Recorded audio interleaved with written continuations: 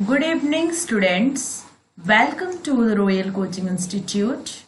And today is our last class on educational committees and commissions. So today we discuss about our last part, जो कि है हमारा. Let's see. आज हमारा first committee and commissions में first है गनम committee. Okay, first है गनम committee. देखो स्टूडेंट्स, हमारा जो गनम कमिटी है वो आया था 1993 में, 1993, and it recommended the flexibility and the autonomy for ensuring academic excellence. है ना, ये जो चाहता था कि हमें यूनिवर्सिटीज लोगों को क्या देनी चाहिए, हमें उन्हें फ्लेक्सिबिलिटी देनी चाहिए, हमें यूनिवर्सिटीज को ऑटोनॉमी देनी चाहिए. That's why they develop their qualitative and the competency power. है ना, हम देखो, हम जैसे जितना ज्यादा फ्रीडम प्रोवाइड करेंगे, जितना ज्यादा फ्लेक्सिबिलिटी प्रोवाइड करेंगे, दे एक्सप्लोर देमसेल्व्स. उन लोग उतना खुद से खुल के निकलना चाहेंगे. है ना, और ये और एक बात भी बोला था, and asked for restricting onset growth for deemed university. और देखो स्टूडेंट्स, एक फ्लेक्सिबिलिटी ऑटोनॉमी तो हमें यूनिवर्सिटीज को देनी है, कॉलेजेस को देनी है, ताकि वो दे एक्सप्लोर देमसेल्व्स, दे इंस्टीट्यूशन खुद मतलब खुलकर एक्सप्लोर कर पाए. लेकिन स्टूडेंट्स, जब हम किसी को ज्यादा, हम यूनिवर्सिटी समझ लो, हम अगर किसी को ऑटोनॉमी प्रोवाइड कर दिए, when we provide autonomy to an university, तो क्या होती है, वो मैं तो यूनिवर्सिटी बन गया बोल के उन लोगों का क्या होता है, लेस रिस्पॉन्सिबल उन लोग बन जाते हैं, एंड दे आर कम्प्लीटली, मतलब उन लोगों का ग्रोथ भी होना धीरे धीरे डाउनवर्ड्स हो जाता है. So the maximum autonomy and the flexibility freedom is not good. दो फ्रीडम दो, बट इन रेस्ट्रिक्टिंग वे उन्हें फ्रीडम देना चाहिए. है ना, तो हमारा गनम कमिटी बोला था, अब आप दो फ्लेक्सिबिलिटी दो, ऑटोनॉमी प्रोवाइड करो यूनिवर्सिटीज को, लेकिन आपको टाइम टू टाइम चेक करनी है. अगर आपका कोई डीम टू बी यूनिवर्सिटी, जो डीम यूनिवर्सिटी अगर आपका ग्रोथ नहीं कर रहा है ना, अगर उसमें रिसर्च नहीं हो रही है, research scholars are not there, proper environment is not okay, then ये सब चीज में क्या होगा, सुइटेबल एनवायरमेंट नहीं है, रिसर्च एक्टिविटीज नहीं हो रही है, देन द क्वालिटेटिव रिप्रोडक्शन भी वहां से कुछ भी नहीं हो रही है. तो यहाँ क्या होगा, इसीलिए हमारी गनम कमिटी बोले हैं कि तुम्हें यूनिवर्सिटीज को फ्लेक्सिबिलिटी प्रोवाइड करने के साथ साथ रेस्ट्रिक्शन करो, बिकॉज ज्यादा हमारा जो फ्लेक्सिबिलिटी क्या करेगा, इंस्टीट्यूशंस को ग्रोथ नहीं करने देता है. Okay, they are completely less responsible, lazy बना देता है. सो जो यूनिवर्सिटीज ऑन चेक रह जा रहा है और उसका ग्रोथ नहीं हो पा रहा है, that university should be restricted. हमें उन्हें रेस्ट्रिक्ट करके रखनी चाहिए. देन हम आज पढ़ेंगे हमारा न्यू टॉपिक जो है Sam Pitroda committee. Okay, Sam Pitroda committee. तो it was set up in 2007.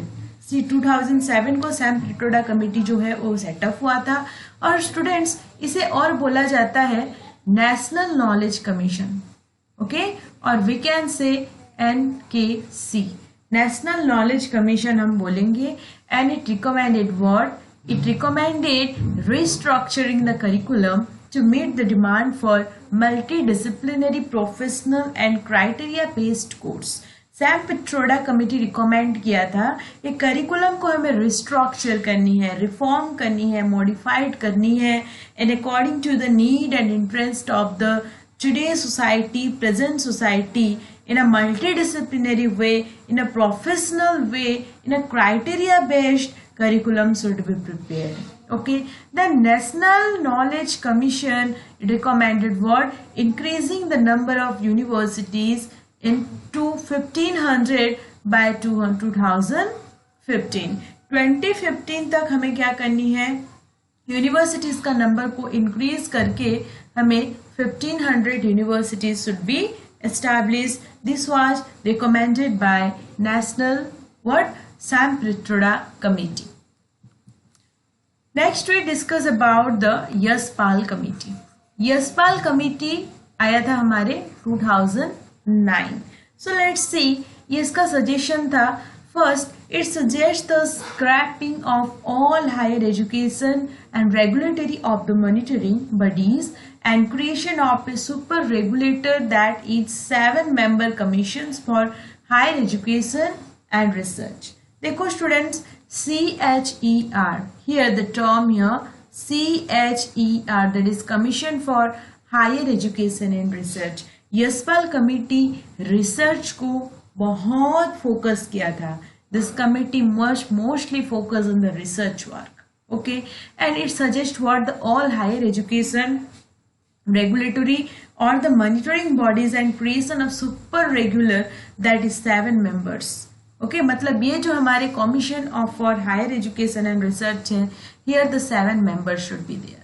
7 member का एक कमिटी बनाओ, एक कमीशन बनाओ जो कि खाली चेक करेगा, हायर एजुकेशन को रेगुलेट करेगा, मॉनिटर करेगा for their better development and the research. Okay, next हमारा another recommendations by Yashpal committee.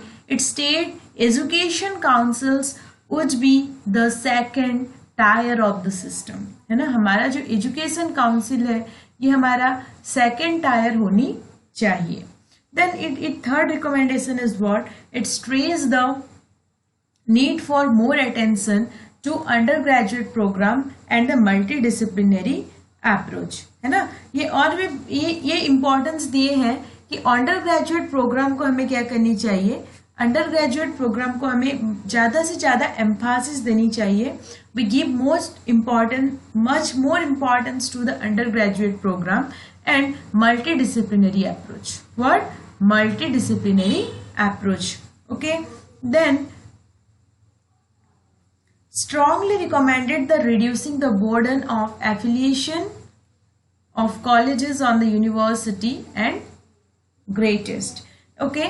ये हमारा जो करिकुलम का जो बर्डन था, ये बर्डन को रिड्यूस करने के लिए भी बहुत एम्फासिस दिया था. And so many recommendation for reducing the burden of curriculum and it affiliate college and universities में भी जितना भी हमारा करिकुलम था उसको रिड्यूस करने के लिए बहुत एम्फासिस दिया था. एंड यशपाल कमेटी देखो स्टूडेंट्स, अगर हम ओवरऑल बात करें तो रिसर्च को फोकस किया है, रिसर्च वर्क को फोकस किया है. सेकेंड देखो, second tier of the system बोला है स्टेट हायर एजुकेशन को, है ना. स्टेट हायर एजुकेशन क्या होनी चाहिए, second tier of the system होनी चाहिए. Then it stress what the need for the more attention of undergraduate program. ये अंडर ग्रेजुएट प्रोग्राम को बहुत फोकस किया है. और multidisciplinary approach of learning, मतलब students can learn more than one thing in a one period of time. मतलब this one is what the multidisciplinary approach and it is very much benefited for the child's learning. Okay, students learn more than one subject in one period of time. इससे अच्छा क्या हो सकता है ना. Then strongly recommended, ये क्या recommend किया है, reducing the burden of affiliation colleges and the university.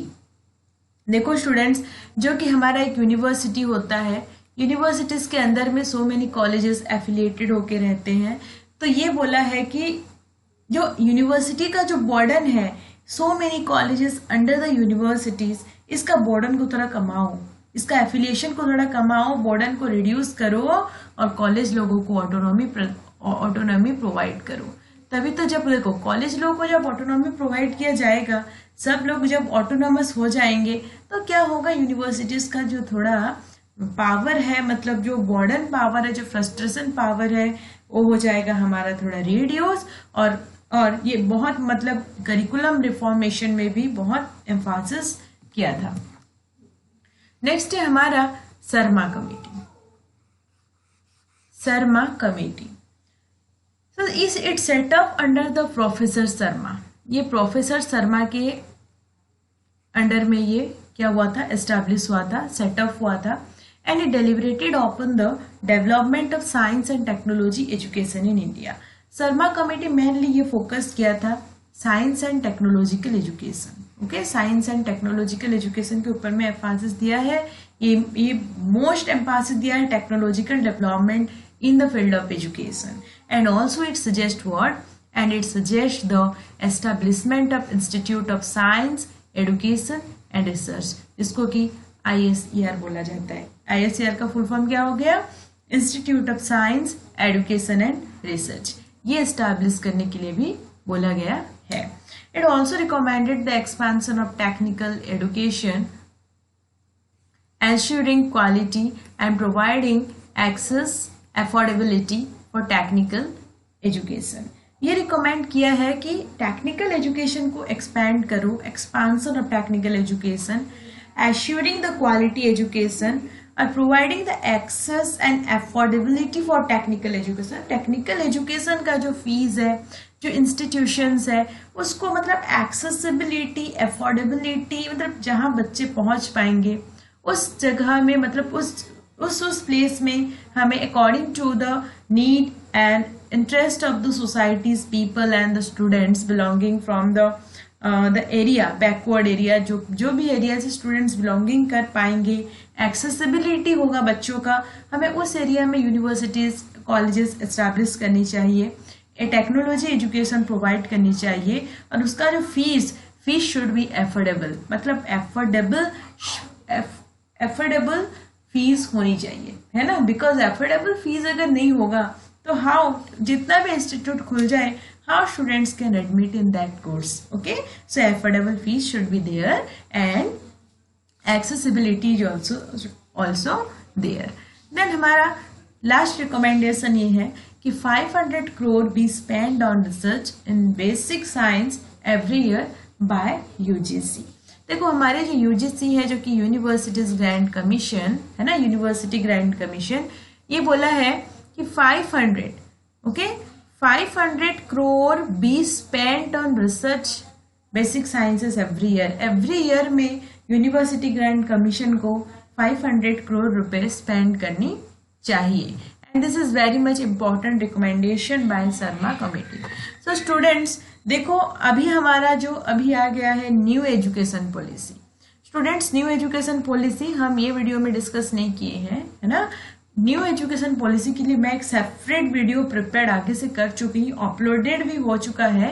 So just see that video, and मैं आपके लिए ईच एंड एवरी पॉइंट्स जो भी न्यू एजुकेशन पॉलिसी बोला है, each and every recommendations regarding education, related to education, every point is described in that video, so uploaded है, please देख लो। और अगर हम न्यू एजुकेशन पॉलिसी 2020 की बात करें तो ये हमारे डॉक्टर के कस्तूरी रंगन कमेटी रिपोर्ट 31 में 2019 में इसका ड्राफ्ट बना था, एंड ये इम्प्लीमेंट हो गया था 2020 को। सो ये वीडियोस को तुम देख लो, ये वीडियो बहुत इंपॉर्टेंट है, and lengthy videos he also. 25 to 27 minutes का एक वीडियो है, उसे अच्छे से देखना, आपको कोई न्यू एजुकेशन पॉलिसी के बारे में डाउट नहीं रहेगा। सो स्टूडेंट्स, आज जो हमारा ये जो 3 to 4 कमिटीज, हम Gnanam committee, Sam Pitroda committee and the Yashpal committee and the Sharma committee, this committees are today discussion. Okay, आप थोड़ा सा अगेन रीचेक कर लो एंड रिकैप्चुलाइज कर लेना, जो ताकि आपको ऑल पॉइंट्स थोड़ा याद आ जाए। सो ये वीडियोस में अगर आपको कोई डाउट लग रही है, so comment me in the comment section and I will solve your all kinds of doubts and the queries also. Okay, and stay tune, हमारा और बहुत सारा वीडियोस आने वाला है, एंड जो भी प्रॉब्लम हो रही है ask me. Okay, I am trying to solve your problem. Okay, thank you all, thank you so much, thanks for listening me.